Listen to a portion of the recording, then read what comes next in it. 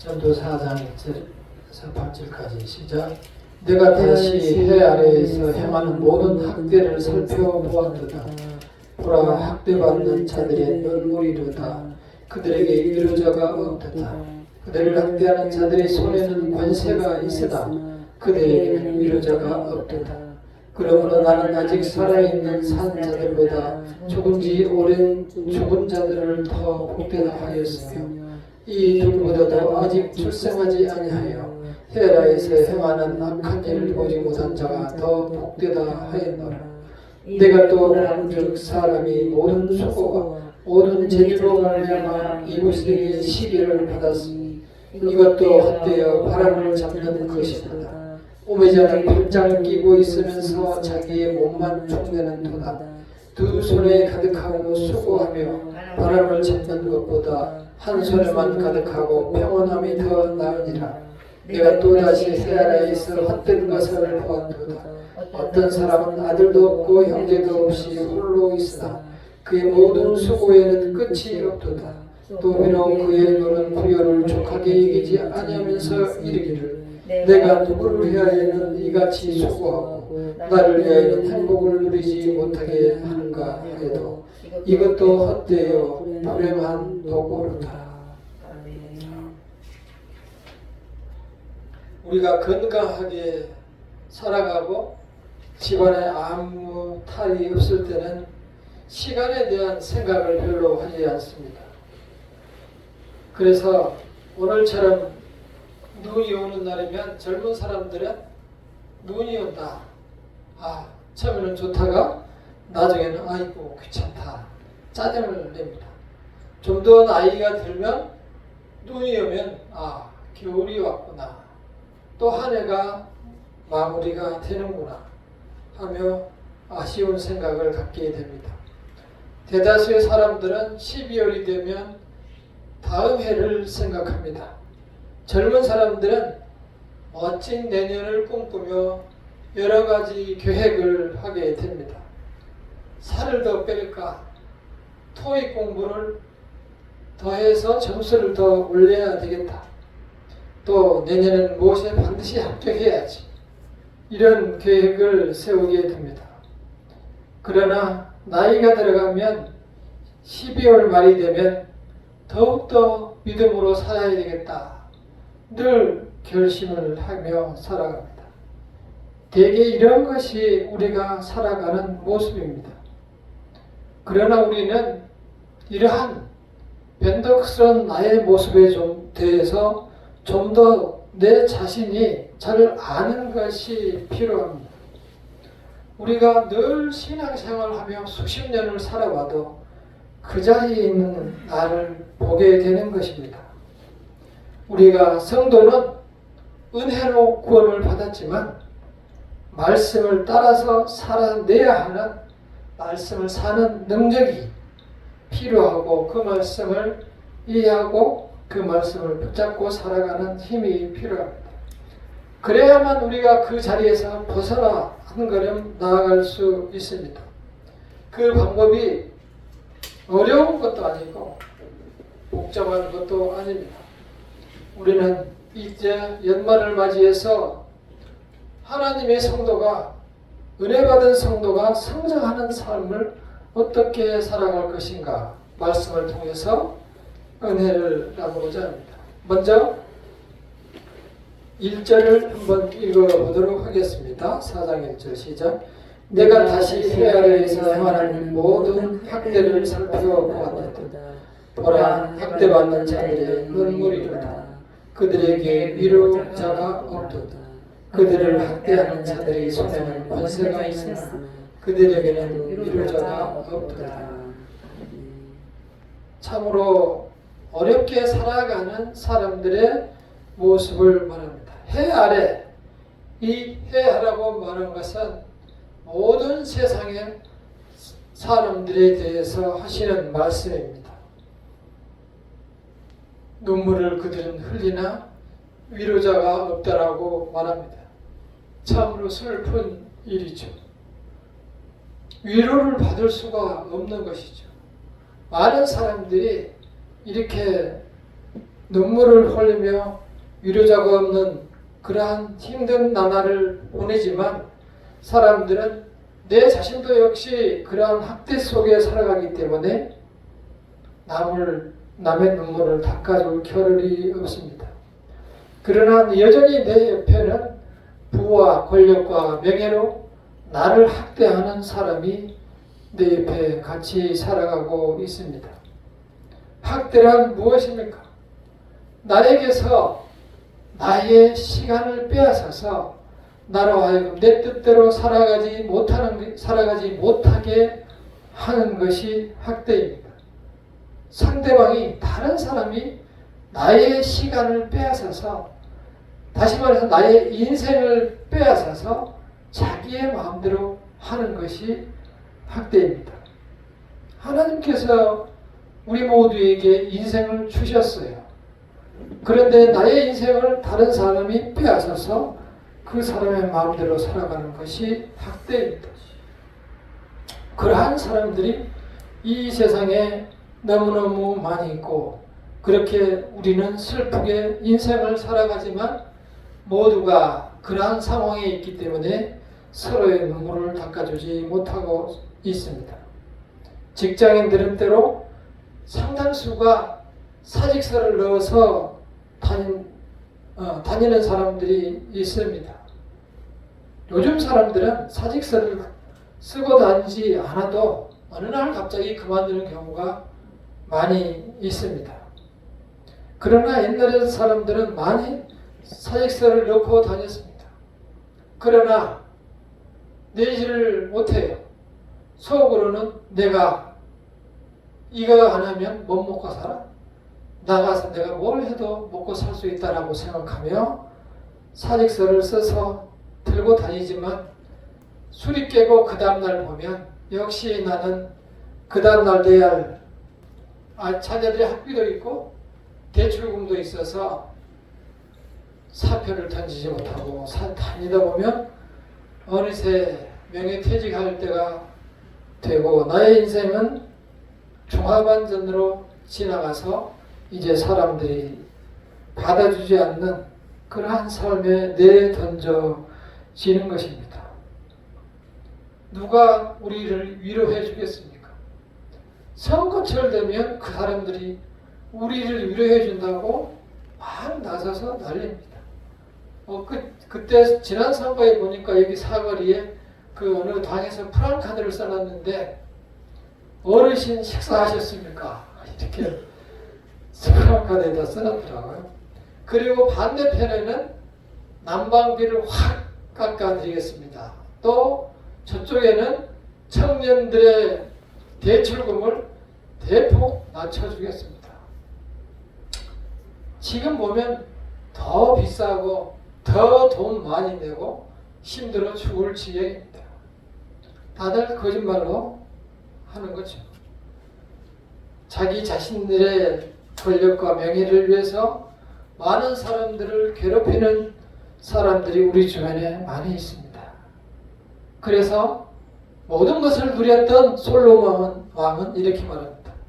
귀를 막아 가난한 자의 부르짖는 소리를 듣지 아니하면 자기가 부르짖을 때에도 들을 자가 없느니라.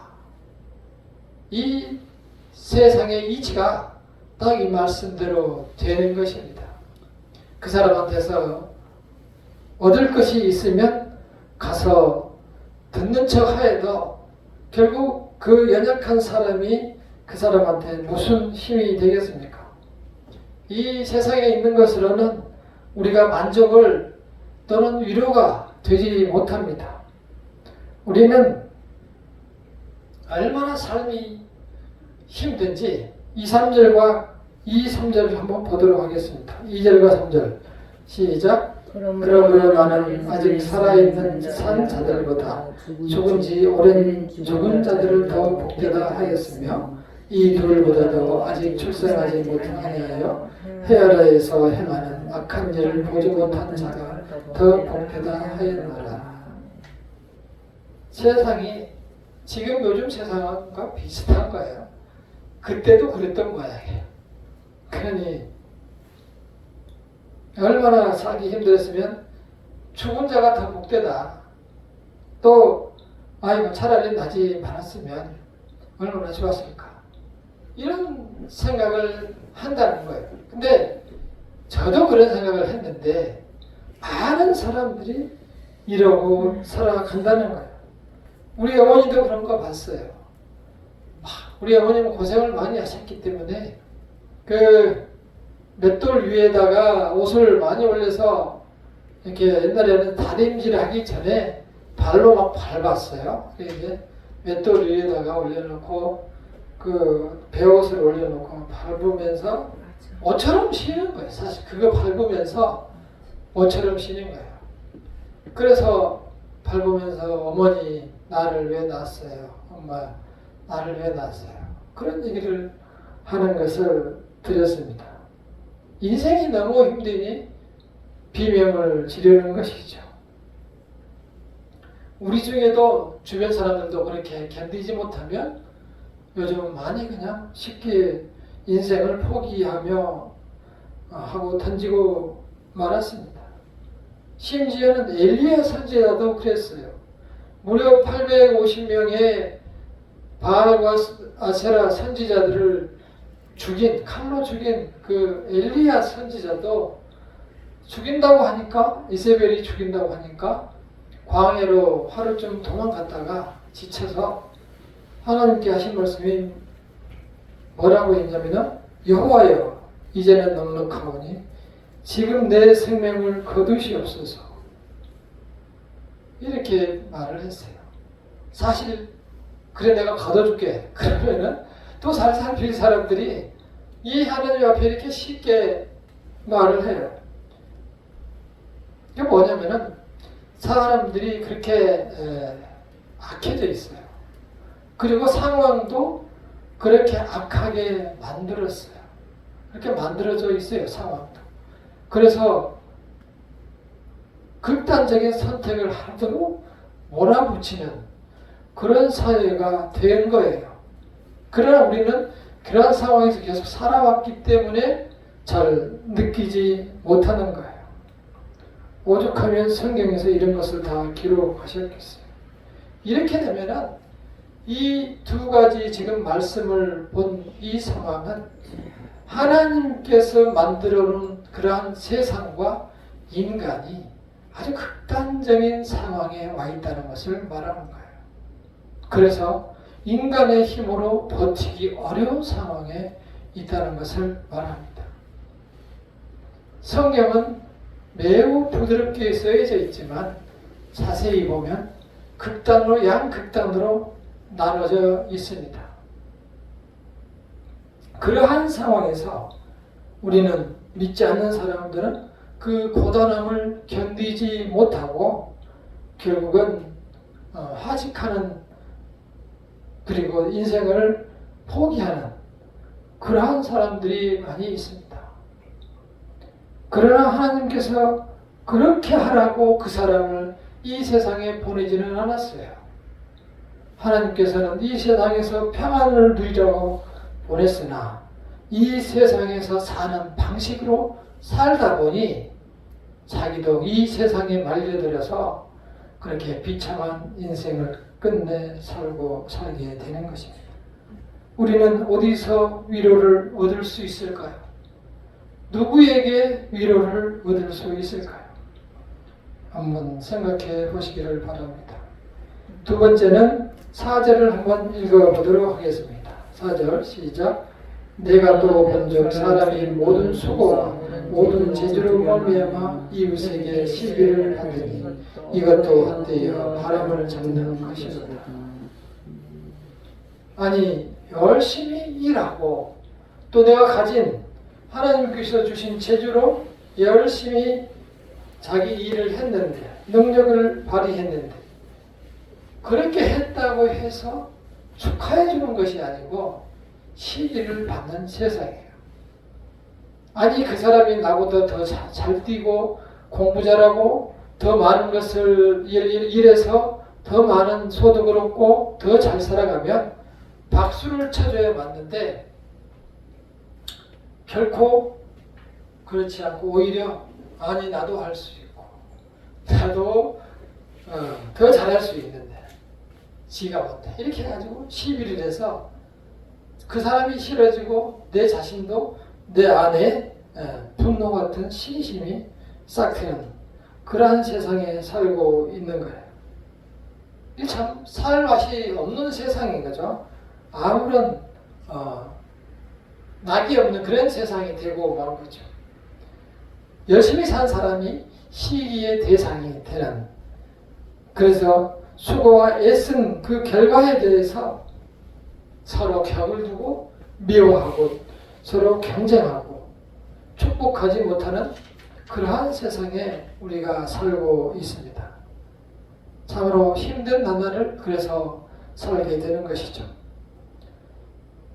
우리가 설령 그렇게 해서 부를 얻었다, 또는 무슨 높은 시험에 합격해서 권력을 얻었다, 복권이 당첨됐다, 또 높은 자리에 올라갔다. 그래 봐야 4년 또는 8년 또는 10년, 20년, 30년이면 그 자리에서 다 내려와서 동네 아저씨들처럼 돌아다녀야 됩니다. 그게 인생이 가는 길입니다.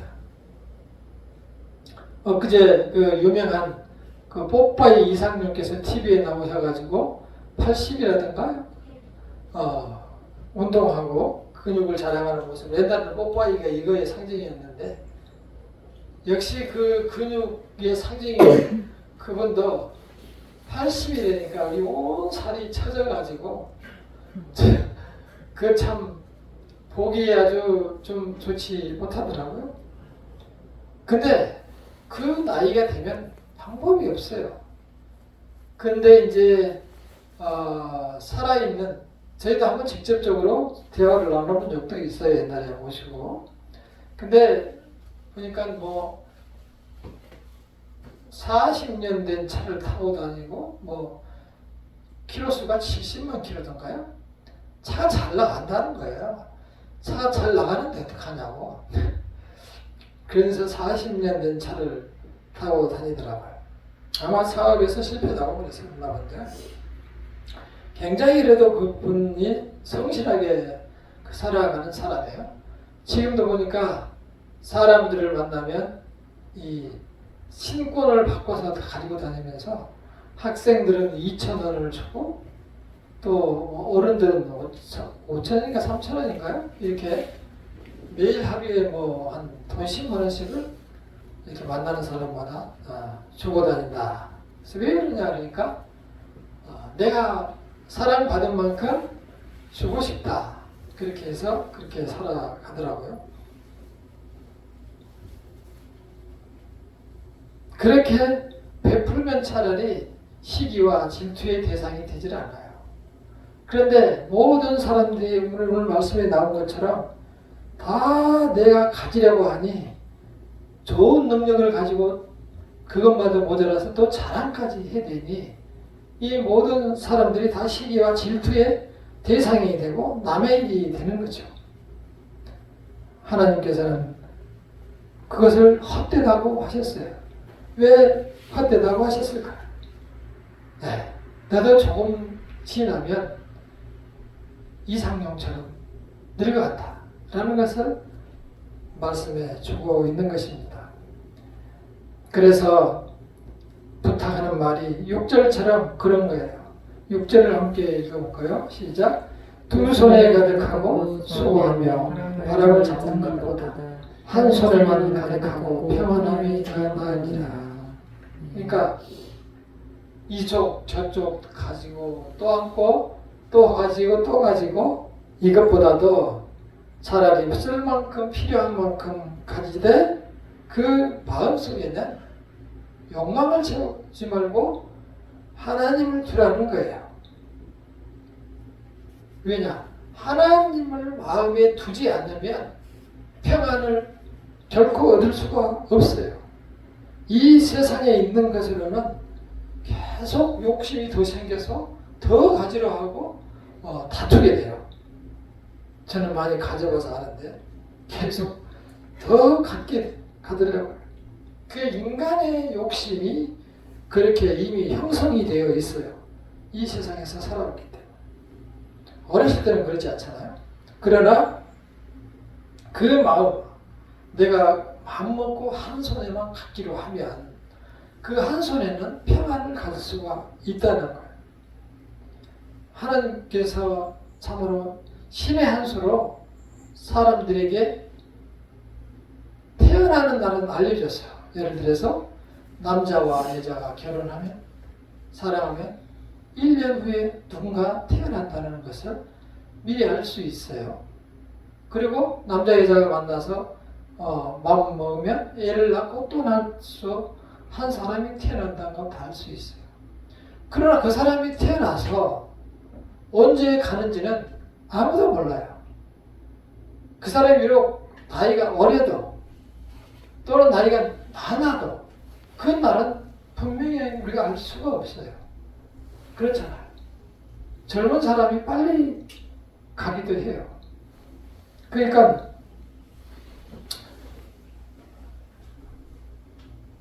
그렇게 내 인생의 미래가 불안한 상황 속에서는 우리는 결코 평안을 누릴 수가 없어요. 마음의 평안을 찾으시기를 바랍니다. 우리가 그 마음의 평안이 없이는 결코 우리 인생의 평안을 얻을 수 없습니다. 우리 함께 마지막으로 8절을 읽어보겠습니다. 시작. 어떤 사람은 아들도 없고 형제도 없이 홀로 있으나 그의 모든 수고에는 끝이 있다. 또 비록 그의 눈은 부요를 족하게 여기지 않으면서 이르기를 내가 누구를 위하여 내같이 수고하고 나를 위하여는 행복을 누리지 못하게 하는가 해도 이것도 어때요? 그러한 놈은 어른들이 많이 그러잖아요. 내가 누구 죽으려고 이러고 있는지 모르겠다고 하면서 여전히 일과 자기 하는 일에 빠져서 인생을 보내면서 하나님은 찾지 않는 그런 인생이 살아가는 것이 오늘날 우리 기성세대의 삶입니다. 우리는 내 자신에게 이제 물어야 합니다. 도대체 나는 누구인가? 내 자신에게 물어봐야 돼요. 왜 그러냐면은 나는 분명히 믿는 사람이라고 선언을 하지만 마치 살아가는 것은 안 믿는 사람처럼 살아요. 도대체 그럼 너는 누구냐? 나는 믿는다고 믿는 자라고 선언을 했는데 안 믿는 사람처럼 사는 너는 누구냐? 또 이 살아가면서 기분이 좋을 때는 가끔 하나님이 생각나고 아주 기분 나쁠 때는 하나님이 보이지도 않다가 정말 어려울 때는 하나님을 찾는 너는 누구냐? 말씀을 또 봐야 되겠다고 생각하고 말씀을 그리워하는 너는 누구고 밖에 나가서는 말씀이 전혀 생각나지 않는 사람은 누구냐? 어떨 때는 때로 하나님을 향하여 울부짖고 기도하다가 또 날씨가 안 좋고 바람이 차갑고 하면 교회를 안 나오는 사람은 누구냐? 한 사람 속에 찬송을 부를 때 뜨겁게 찬송하고 정말 하나님을 만난 것 같이 살다가 찬송을 부르지 않고 기도를 하지 않으면 하나님과 전혀 관계없는 것처럼 살아가는 너는 누구냐? 내 자신에게 우리 스스로 물어봐야 합니다. 하나님은 그런 분이 아닙니다. 하나님 내가 태어나기 전에 계셨고 나를 부르셨고 내 이름을 짓기 전에 나의 이름을 생명책에 미리 기록을 해버렸고 내 이름을 짓기도 전에 하나님이 생명책에다 내 이름을 기록을 이미 해놨다고 했어요.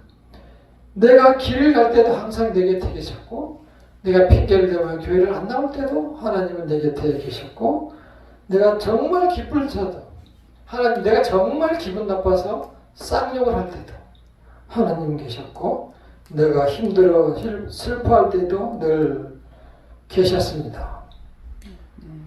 마지막 날 내가 힘들어 침상에 누울 때도 곁에 계실 것이고 내가 만약에 눈을 감게 되면 맨 먼저 팔을 벌리고 고생했다고 나의 손을 이끌어 주실 분도 하나님이십니다. 내가 나를 발견해야 돼. 내가 내 자신을 두 명이 사는 내 속에 사는 두 명 그 중에서 참된 나를 발견해야 한다. 그래서 내 자신의 방황을 이 세상에서 멈춰야 합니다. 그래야만 나에게 평안이 찾아옵니다. 아멘. 그래야만 나에게 능력이 나타나고 은혜를 누리며 이 세상을 살아가고 하나님께서 내 마음에 평안을 주시는 거예요. 아멘. 따라서 우리가 늘 나와 함께 계신 하나님을 생각하며 이렇게 세상에서 내가 학대를 받고 살아도 눈물을 닦아줄 사람이 없으나 하나님께서 계셔서 나의 눈물을 닦아준다고 생각하시고 내가 열심히 주신 능력으로 일할 때 다른 사람은 다 시기하고 질투하나 하나님께서 인정해 주신다고 생각하고 부지런히 살아가시고 이 세상을 우미의 자처럼 팔짱 끼고 살다가 게을러서 자기의 몸만 축내는 어리석은 삶을 살아서는 안 될 것입니다. 이 세상에서의 방황을 끝내고 하나님의 평안을 누리시려면 그분과 동행하는 것이 유일한 선택, 행복의 길입니다. 아멘. 수고하셨습니다. 기도하겠습니다. 아멘.